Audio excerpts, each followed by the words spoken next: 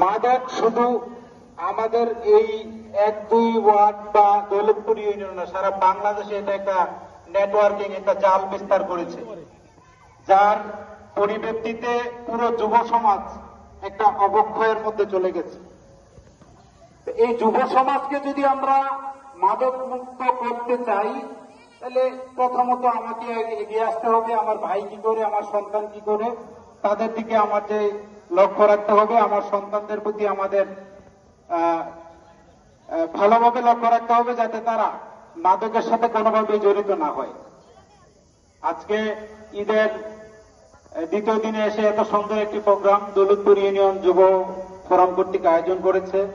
এটা দৌলতপুর ইউনিয়নের জন্য একটা বিরল ঘটনা। এর আগে দৌলতপুর ইউনিয়নে মাদকের বিরুদ্ধে এভাবে সমাজবাসী একসাথে কখনো হয়নি।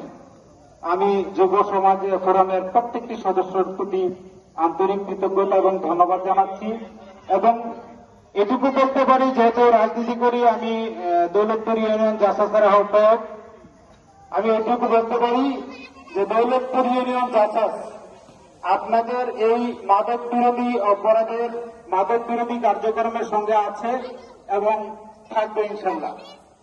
সবাই আমার জন্য দোয়া রাখবেন। আসসালামু আলাইকুম রহমতুল্লাহ।